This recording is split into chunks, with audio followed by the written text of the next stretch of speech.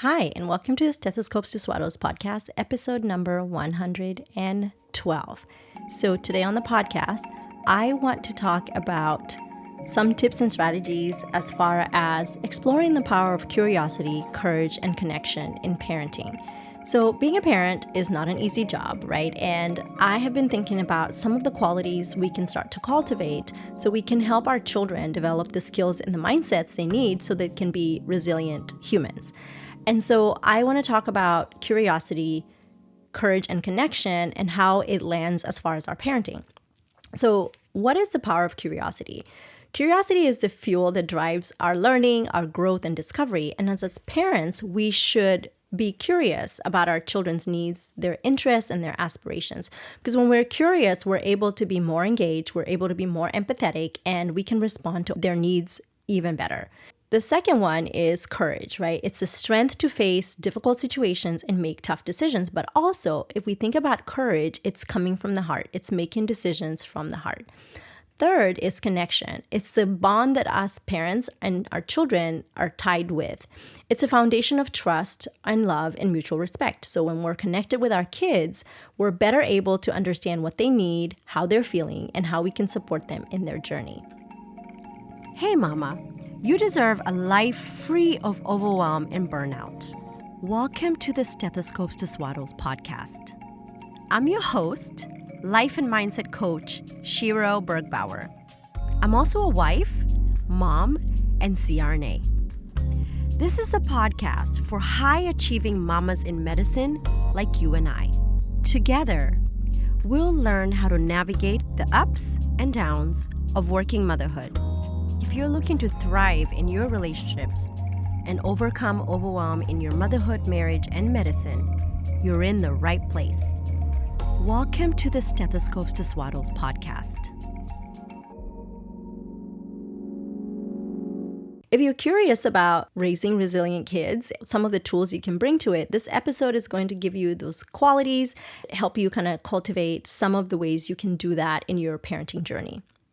So let's start with curiosity, right? When we practice curiosity in our parenting, we can be able to understand what our kids need, what their interests are, and their unique perspectives. So what are the benefits of curiosity in parenting? One is that it improves our communication with our kids. When we are curious, we're able to ask open-ended questions, which encourage our children to be more expressive, to share what's happening in their internal landscapes, which can then create more meaningful conversations and improve communication between us and our kids. Number two is that it provides better understanding. When we're curious, we're more likely to ask for information and learn about their needs and their interests, which can then create an awareness of what is our child's personality, what are their strengths and their challenges. It's interesting because, my daughter is very outgoing and I had this internal bias that my daughter was extroverted until we had a conversation with her teachers about how she engages with her classmates. And I showed up in curiosity. I didn't question her behavior. I just asked her a question. I said, I'm curious, like when we go to birthday parties, you kind of keep to yourself for a little bit. And if there are a lot of kids in the party, you kind of just, seek out one friend and and I go, do you like that? And she goes, yeah, it's just not my thing to be in a crowd of people. And that little sentence helped me understand my daughter's capacity for introversion. And I'm not obviously quantifying her as an introvert, but it helped me understand that she's unlike me. She doesn't get her energy from being around people. She gets her energy from going and recultivating her energy and then getting in the crowd. So curiosity, right, helped me not show up and ask these questions do you not like people? Do you not like this? It just was let me ask an open-ended question and see what comes out. Number three is that curiosity helps us increase our empathy when we can put ourselves in our children's shoes and see things from their perspectives. One of the things that has been significant in my parenting journey is especially understanding the toddler brain. Because sometimes as a parent, we think our children are acting out or they're testing our limits or they're playing us. And when we can show up in empathy and be curious about what happens in a toddler's brain, we can be more aware and we can actually show up in ways that we can discipline them better. We can teach them better because we are aware of what's happening in their brain. Number four is that it strengthens the bond between us and our children when we are curious about their life, what their interests are, their experiences. It sends us a message that we care and we're interested in their lives, right? So it can create a sense of trust and they can feel close to us. And one of the ways I think about that is that in order for me and my child to connect, right, I have to ask questions. I have to like explore their landscapes. I often ask questions like, oh, how are things on the playground today? And then she'll tell me like a funny story. In fact, yesterday she told me the funniest thing, which it might not be funny to you because of context, but she was like, well, today we were playing family and William was the dad and this other kid was the mom. And I was like, so what was happening in this family? And she says, well, I was telling you this story because in the family, the person who was playing the daughter between the four-year-olds, well, actually, a couple of them are 5. She was like, well, this person said adults don't cry. And I said, what do you mean adults don't cry? Well, we were playing the game and then I guess whoever was the dad got upset and he started to cry. And the person who was playing the kid was like, adults don't cry. And so we had this like long conversation about that. Adults do cry and it's okay for adults to cry. Everybody cries, right? And so I think that like in asking these questions and in like understanding what's happening in her little world in the playground, I'm able to like strengthen our relationship by being able to like be vulnerable with her and offer her insights on what actually being a human is, instead of like, if I wouldn't have never known this like this bias that she was already developing that adults don't cry if we hadn't had this conversation. So curiosity really is essential because we can better understand what our kids need, we can communicate more effectively, and we can create a strong and positive relationship with them. So what about courage, right? Why is courage important in parenting? So it's an essential quality because it helps us actually also be able to form better boundaries with our kids and enforce rules. So courage offers consistency. When we can be consistent, we are able to set boundaries and enforce rules that because we are communicating clearly and consistently. And this can be a challenge, especially when our children push back and resist these boundaries. So when we are courageous in our journey and we're doing it from the heart, we can stay firm and consistent in our approach, and even if they resist it, right? Number 2 is that courage helps us set healthy limits. We all know that everybody needs boundaries, especially children, but children need boundaries so that they can feel safe and secure, and so they can develop a sense of responsibility and self-control. When we are courageous in setting these limits, it sends a message to our child that we care about their well-being, and we're willing to make tough decisions to ensure that they're safe and that they develop healthy. Number 3 is it encourages responsibilities. When we set boundaries and we enforce rules, it teaches children to take responsibility for what they do and learn from their mistakes. It also helps them develop a sense of accountability as being part of the greater family unit because they can understand that there are consequences to their actions.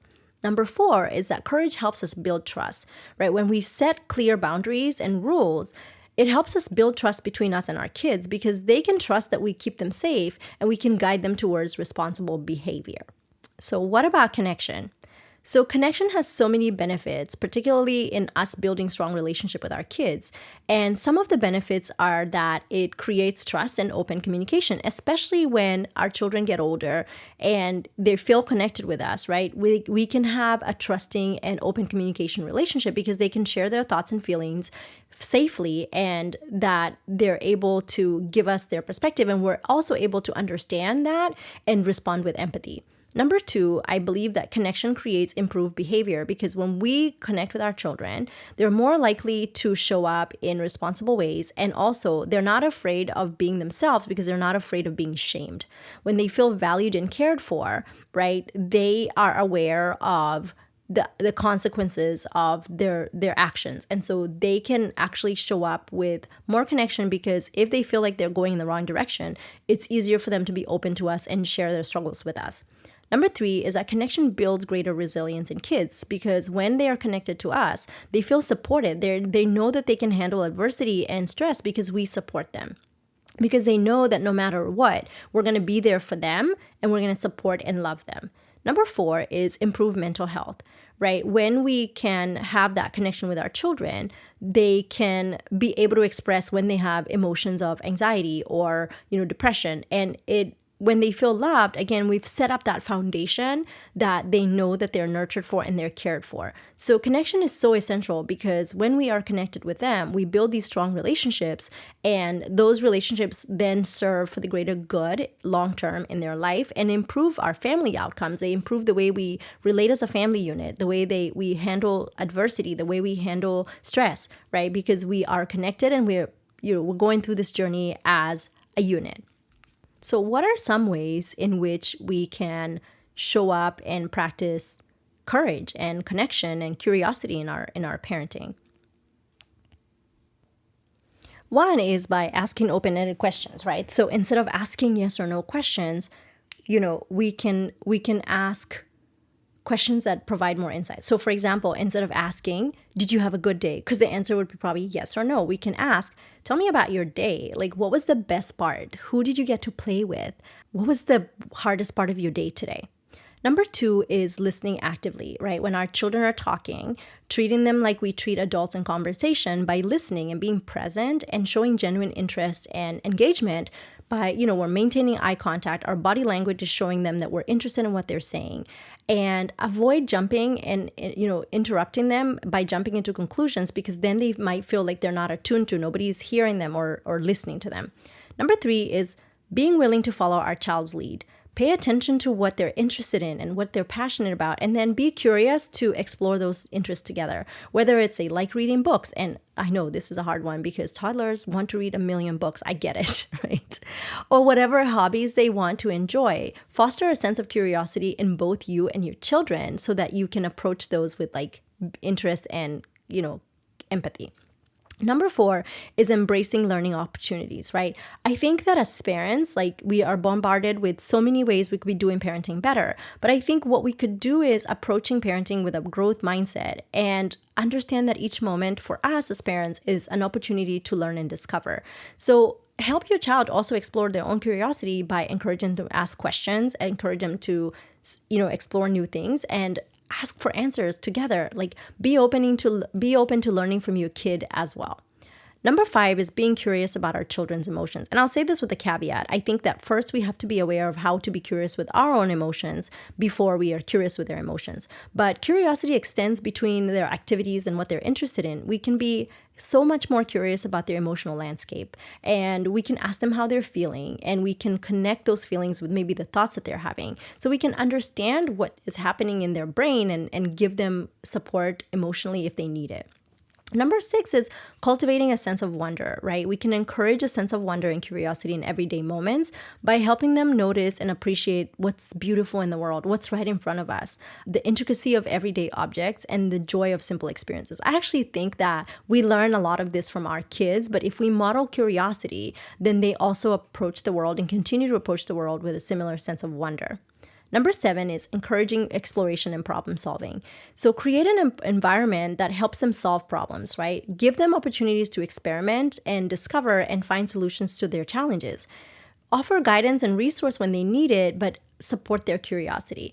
And, for me, exploring and problem solving was very difficult to be open to, because especially in the 2 to 4 year old phase where they're want to make big messes, and I'm like, oh my god, a mess.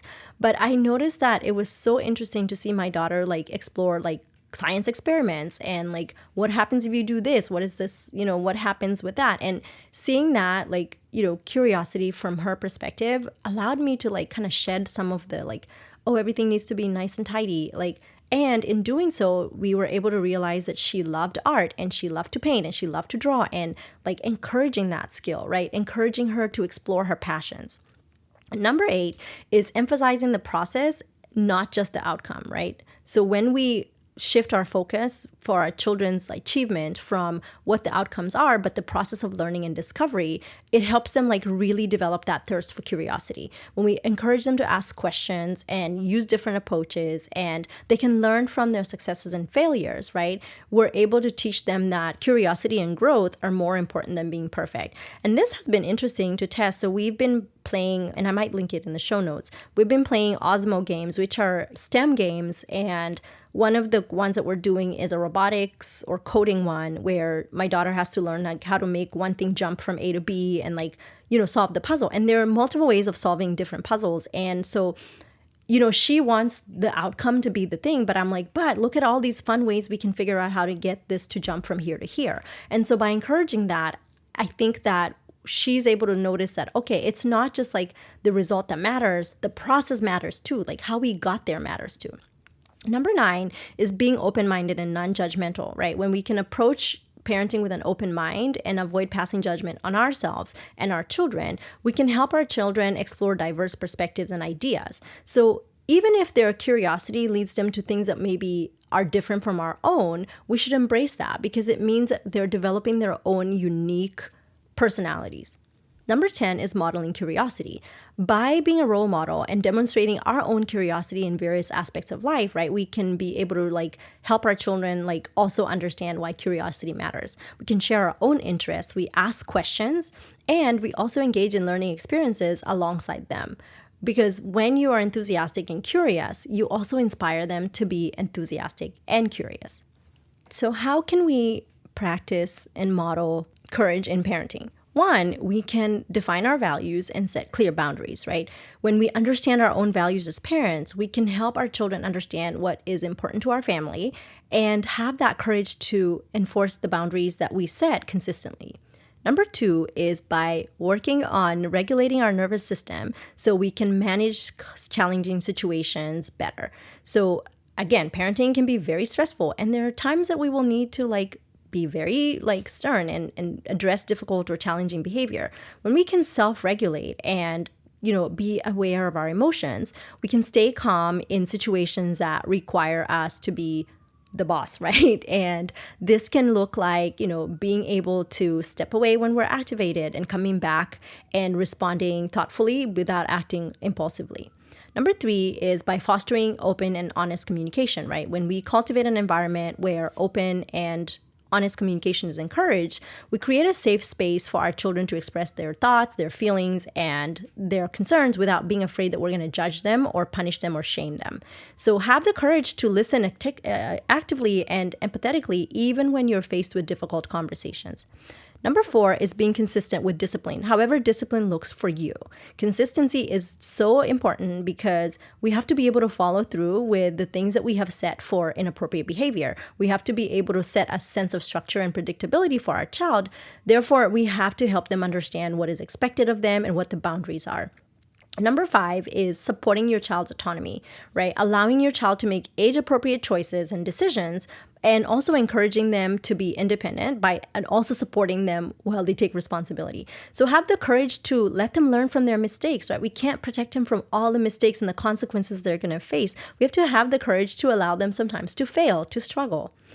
Number 6 is by modeling courage and resilience, right? Children learn by observing our behaviors. How are we modeling our own courage and resilience? How are we modeling our ability to recover from failure? How are we modeling our ability to navigate stressful situations? Number 7 is encouraging problem solving and decision making. When we can, again, foster their skills to make decisions and solve problems, we're giving them opportunities in life that they will face challenges and they'll be able to learn from the outcomes. So we can support them in this, we can help them find their solutions, but let them be the driver of that problem solving and decision making. Advocacy for our children, right? We as parents have to be so courageous. We have to be able to go and be mama bear when it matters, right? And in different settings, it could be in school, it could be extracurricular activities or social situations. We model courage by being able to stand up for what our children's needs are and ensure that, they're treated fairly and that they receive the resources that they need. And by doing so, we demonstrate for them the capacity to stand up for themselves. Number 9 is being willing to embrace vulnerability and admit mistakes, right? As adults, sometimes I think I grew up thinking my parents never made mistakes. And so one of the things that I have been more consistent about is being willing to apologize and make amends when I make the mistake towards my child and towards my husband. And because that helps us learn why it's important to be humble and accountable. And it also helps her to understand that failure happens. We are not our failure, right? I can make a mistake and I can, course correct. Number 10 is trusting your instinct. I think this is almost a given, but parenting sometimes involves making very tough decisions. And sometimes you might have conflicting information and people giving you different advice. Have the courage to trust your own instincts and notice that the decisions you're making, whether they align with the things that you value and they align with your intuition, because you know your child best and you have their best interest at heart.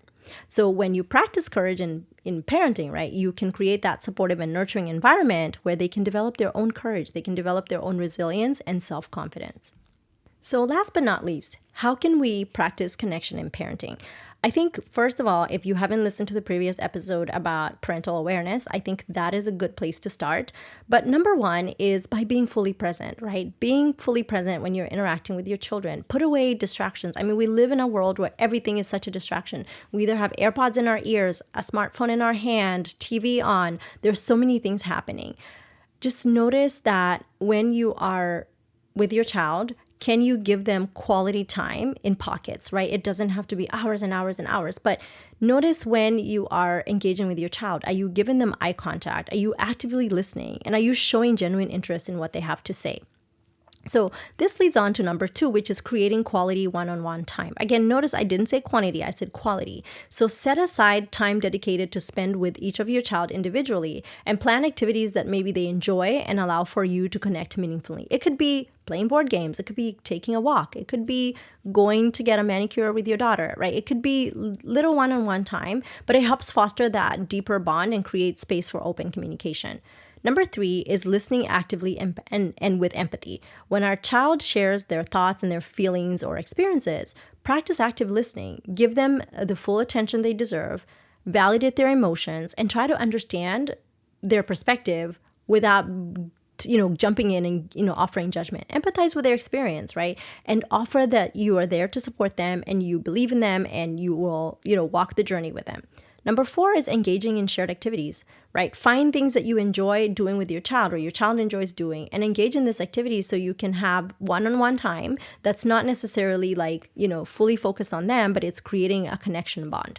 Number 5 is establishing family rituals and traditions, right? Every family has their own rituals and traditions. And if you can create some meaningful ones that create connection and togetherness, right? Could be having a family game night, deciding that you all eat dinner together, or having an annual family vacations, right? They create a sense of belonging for our kids and they also create shared memories. Number 6 is practicing affection and physical touch, right? It's an important part of connection. It could be that quick hug or holding their hand or, a gentle touch on the shoulder, something that reminds them that there's a bond between you two. Number 7 is showing interest in their activities. So if they're interested in things, showing interest and asking questions about them and encourage them to, pursue the things that, excite them and that are obviously reasonable. And so when you show interest, right, it shows that you value their individuality and it helps them feel that they are supported and they're understood. Number 9 is being a safe and non-judgmental listener. And I think this is easy to say, but difficult to do.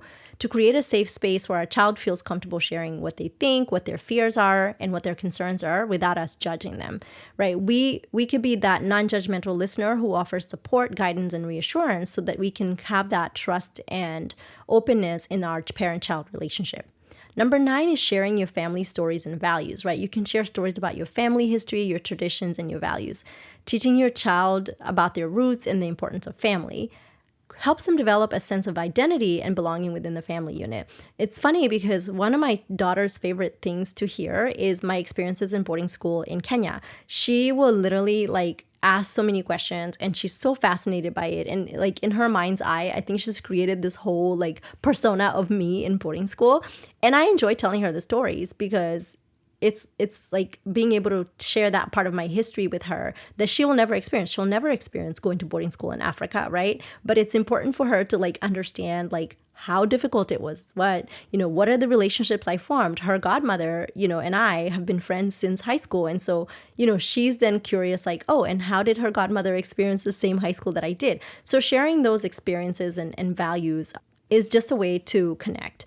And then last but not least is practicing gratitude and appreciation. I think sometimes we forget to show our gratitude for the life that we have and acknowledging that, we value our children and they know we value them. We show them love, but maybe verbalizing it, right? Acknowledging their efforts and their accomplishments and positive qualities. It helps foster that sense of connection and it also builds their self-esteem and strengthen the bond, right? I actually, one of the things I forget where I read it was probably on Instagram, is the reminder to, when my child says, she did something and I will say I'm proud of her. One of the things I read was also asking them, are you proud of yourself? Are you proud of what you've accomplished? Because they need to also realize, right, that external validation is not it, right? They can also validate their own experiences, and they can also validate, how they explore the world. So I hope you enjoyed this episode. Again, we talked about just the power of curiosity and courage and connection, and how it can positively impact our parenting if we focus on that and if we use that in our parenting journey to set the stage for the relationship we want to have with our children. And that's all I have for you today. And if you have any questions, please feel free to reach out, and you can reach us on social media. And one request, please leave us a review on Apple Podcasts or wherever you listen to, so that more people can get access to this podcast. That means the world to me, and I'm so thankful for your support. All right, have a great rest of your week. Bye now. I'm Shira Bergbauer, and you've been listening to the Stethoscopes to Swaddles podcast. New episodes are out every Monday. These episodes are created by me, Shira Bergbauer, and produced by Cassidy Mitchell. If you enjoyed this show or found it helpful, please rate it and review us on Apple Podcasts. If the concepts I share on this podcast resonate with you, or you're ready to change your relationships and mindset, I can help you. If you'd like in-depth, personalized support, I'd love to invite you to apply for my Life and Mindset coaching program. Just imagine you and I every week working together as I teach you the tools to up-level your life. To book your free 1-hour consultation call, go to www.stethoscopestoswaddles.com/consultation. You're doing a great job, Mama. Have a great week. Bye now.